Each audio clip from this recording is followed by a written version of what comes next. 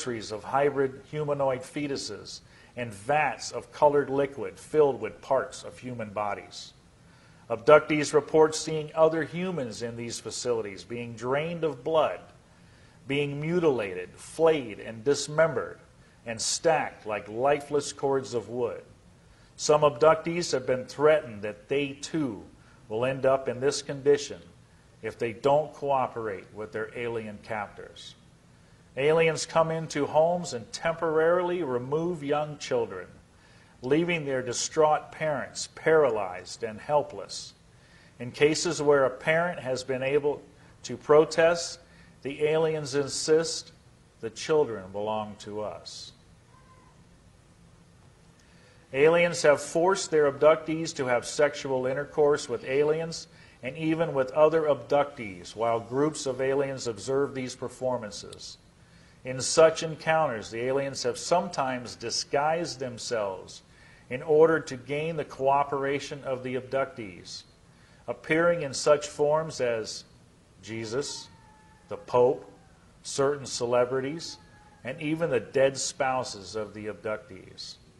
Aliens perform extremely painful experiments or procedures on abductees, saying that these acts are necessary but give no explanation why. Painful genital and anal probes are performed on children as well as adults. Aliens make predictions of an imminent period of global chaos and destruction.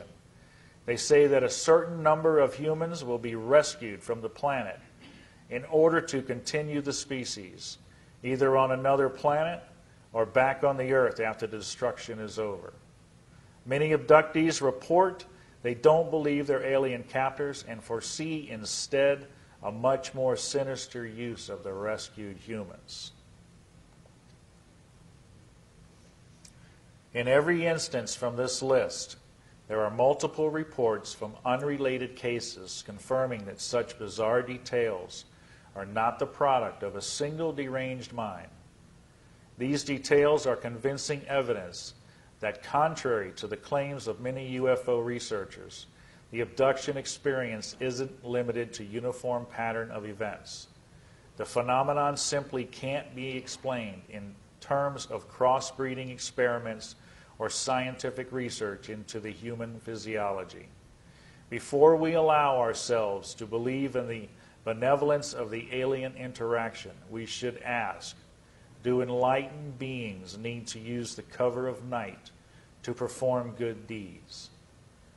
Do they need to paralyze us and render us helpless to resist? Do angels need to steal our fetuses? Do they need to manipulate our children's genitals and probe our rectums? Are fear, pain, and deception consistent with high spiritual motives? And again, that was the late Dr. Carla Turner.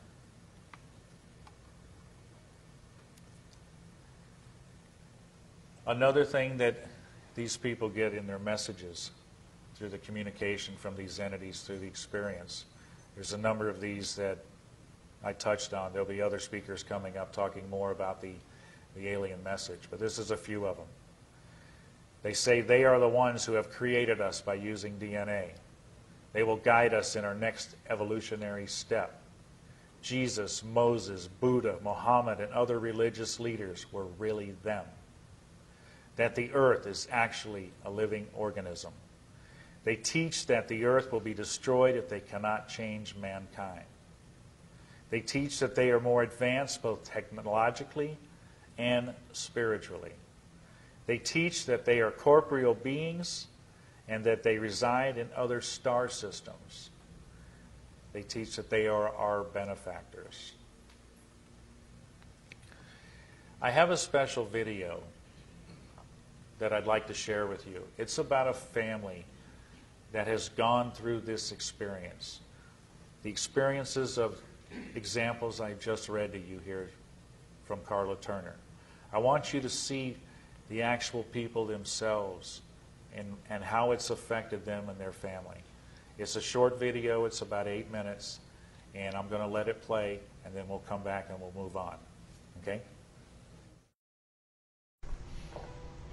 Ordinary, everyday people that this has happened to. and it can happen to anybody. I didn't want to believe that it happened to me, but it did.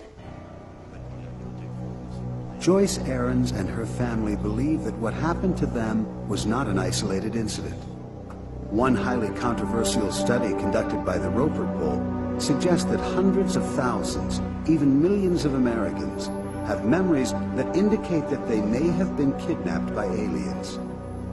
Abduction researchers believe these abductions happen generation after generation, as this family from West Plains, Missouri can attest. Their story starts one evening in the fall of 1976, in the presumed safety of their home. I remember just lying there, trying to relax.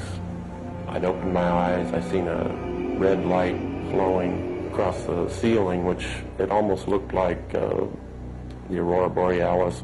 Dan and Joyce Ahrens say the room was dark except for the unusual light, which they describe as about 4 or 5 feet in diameter.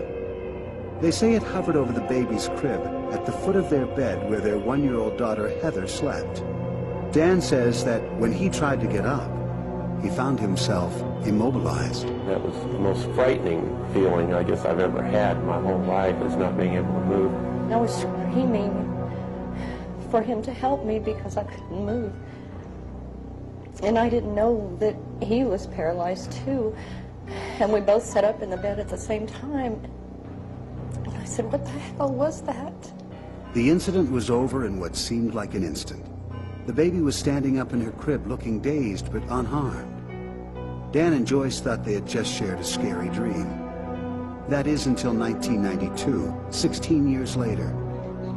Dan, a computer technician, was working at his keyboard when suddenly he was seized by panic. I immediately thought I was having a heart attack because I started sweating real bad. My ears were ringing. It was a real tight feeling in my head. Dan was rushed to the emergency room where doctors ran tests and ordered x-rays. When the results were in, they concluded that Dan had suffered an anxiety attack and sent him home, but the symptoms persisted. To see him like that was devastating. He couldn't leave the house. He was so scared. After 6 weeks of constant fear, Dan sat down in front of the TV trying to relax. He turned on a movie that happened to be about alien abductions. Dan experienced a sudden revelation. There was one part in that movie that this little creature or whatever was kind of peeking out from around the door, and it was in the dark and the shadows, you know, and everything. And I immediately just, my heart started racing, and I just kind of completely went out of it again. Dan wondered, was his anxiety somehow related to the subject of the movie? He later chanced upon another television show about alien abductions and watched an interview with therapist John Carpenter, the National Director of Abduction Research for the Mutual UFO Network. Dan immediately contacted Carpenter for help. He suffered from a panic disorder at that point in time, and he had flashbacks and nightmarish images of these beings, but didn't understand what was going on and needed some relief. Dan agreed to an on-camera hypnosis session with Carpenter, during which he revisited that memorable night in 1976, the night he saw the red light over the baby's crib. This time, under hypnosis, he remembers more. He recalls cowering in the corner of his bed as he watched alien beings take his daughter Heather from her crib. He went to the crib. He went to the crib.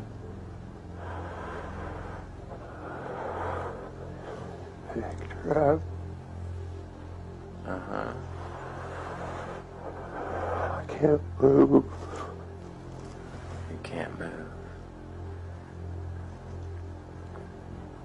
You don't have any control over what's happening to you. No.